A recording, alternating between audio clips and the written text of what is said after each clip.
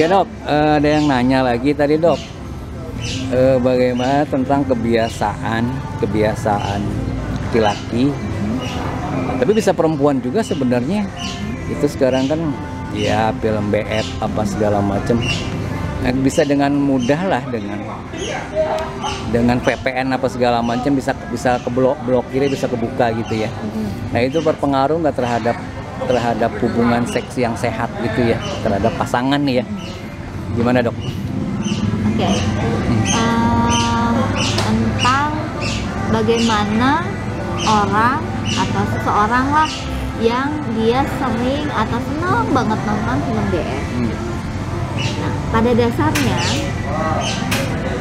melihat film BF itu juga sama dengan candu, kayak narkotika. Ya, sebenarnya trauma yang disebabkan karena seks itu akan merusak ada 5 lobus otak. Tapi ini kan kelakuannya, misalnya kasusnya dua-duanya tuh suka lah gitu film BF. Iya, ini kita berbicara kerusakan. Oke, ya. siap. Karena menonton itu otomatis ada Stimulus, memori, ya? Ada memori yang akan dia rekam. Iya. Ya, rekaman yang dia dapati dari melihat itu, dia otaknya itu terusak ada 5, bukan rusak ya, istilahnya terkontaminasinya ada 5 lobus itu. Nah, otomatis apa yang visual dia lihat itu dia menjadi fantasinya dia. Oke. Kalau fantasinya dia buat menjadi positif, dia tidak akan melakukan hal-hal negatif. Oke. Hanya sebatas fantasi. Tapi banyak juga karena dia visualnya akhirnya dia berekspor akhirnya ke arah yang negatif. Nah, kemudian dampaknya apa nih bagi pasangan yang sudah berpasangan yang masih sering nonton film BF, ya kan? Dampaknya gini, yaitu nanti kecenderungan dia untuk melakukan hubungan intim dengan pasangannya itu rasanya kayak hambar, ya, karena dia akan selalu keinget fantasinya dia, dan lama-lama nanti biasanya dia akan lebih cenderung untuk punya stimulus dulu. Jadi saya punya klien itu jadi kayak ada mulai keganggu karena hayalan tadi, ya, hayalan dari stimulus tadi. Jadi dia harus nonton dulu, dia baru akan terangsang, dan dia baru bisa melakukan. Nah, jangan sampai ya nonton ini itu menjadi hayalan dia yang menjadi terus. Jadi hayalan itu bisa bersifatnya lama-kelamaan, kalau terus itu akan membawa dampak yang negatif. Makanya kalau cuma sekali-sekali, tapi intinya sih kalau udah sekali nonton besok pengen lagi, besok Berarti itu artinya aktivitas seks yang nggak sehat ya? Iya, lama-lama Nah, nanti sekarang jadi pertanyaannya adalah bagaimana aktivitas seks yang sehat menurut dokter, gimana dok kira-kira dok? Oke. Secara medis misalnya atau terserah lah, secara pendapat pribadi ya. Kayak gimana dok? Kalau seks yang sehat tuh yang bagaimana sih? Ya kembali lagi, seks yang sehat itu satu, dilakukan dengan pasangan sah pastinya, ya kan? Kita harus bicara dasarnya itu. 2, dilakukan memang ini betul-betul ya dengan pasangan sah kita, bukan ya tapi karena memang saling ingin mengisi, karena seks itu tetap akan menimbulkan kebahagiaan, ya. Jadi kalau kita memang udah saling sayang, percaya, komunikasi lancar, itu seks akan ngalir dengan sendirinya gitu.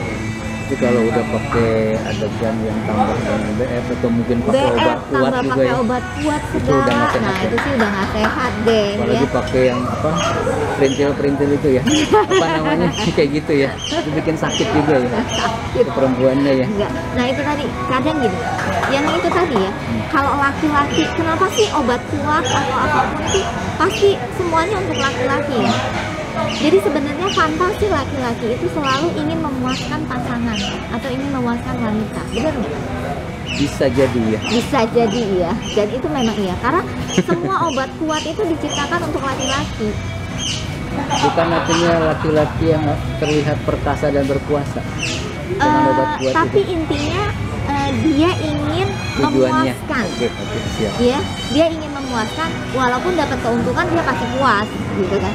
Tetapi dia akan merasa bangga atau dia akan merasa gue ini laki-laki gitu, karena lo bisa gue bikin sampai klimaks gitu. Oke, ini Dengan mungkin cara apapun nih ya. Nah, mau pakai obat, dia kadang pakai manik-manik, dia taruhin apalah segala macam di alat kelaminnya gitu kan. Intinya seperti itu, atau sampai dia beli obat atau apa ingin membesarkan dan tapi intinya satu, laki-laki itu memang ingin selalu memberikan kepuasan sebenarnya. Berarti tujuan yang membuat perempuan orgasme. Orgasme, puas. Nah, artinya ketika perempuan tidak orgasme memang sangat masalah besar nggak kira-kira? Misalnya dia jadi vertigo atau emosi nggak stabil atau segala macam, ada nggak penyakit medis kayak gitu? Kalau misalnya perempuan sulit mendapatkan orgasme gitu.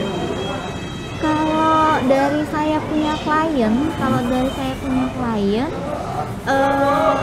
wanita itu tidak terlalu terfokus kepada orgasme, ya, nggak seperti laki-laki ya. Itu tadi kan saya bilang, pemikiran untuk seks itu laki-laki dan perempuan itu berbeda, Beda, dari ya, awal tadi berbeda yang di dari awal. awal, ya, berbeda. Jadi intinya tentang orgasme ini, ya kalau perempuan sih nggak akan berdampak terlalu sangat ya, atau dia jadi uring-uringan marah-marah atau apa, nggak kayak laki-laki tuh kalau dia nggak orgasme nggak dapet aja gitu kan, wah bisa marah-marah atau apapun gitu. Kalau perempuan enggak. Itu pendapat Karena yang medis tadi, atau pribadi?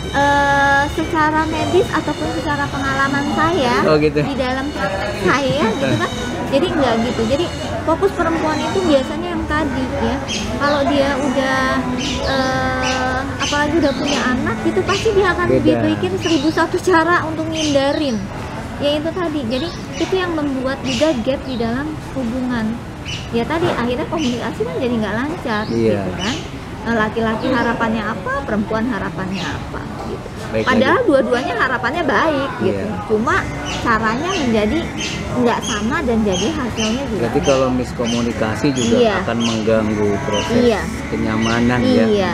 Jadi kalau aku bilang bagi laki-laki yang sering nonton film BF atau apa, mohon mulai dikurangin, karena hayalan itu nanti akan berdampak kurang baik juga. Gitu. Hayalan kurang baik juga lama-lama. Oke, berarti intinya nggak sehat lah. Nggak sehat. Oke. Baik secara agama maupun yang lain kali ya. Iya. Ini menjadi semacam petualangan seks baru. Iya. Menimbulkan gaya-gaya baru. Akhirnya kalau nggak Cari puas sama orang pasangan, baru cari deh. ya mungkin itu bahayanya. Oke, gitu aja ya, ini tambahan tadi dari seorang yang megang kamera. Oke, thank you. Yang megang kamera jadinya disalahin. Nah, Udah. iya yang megang.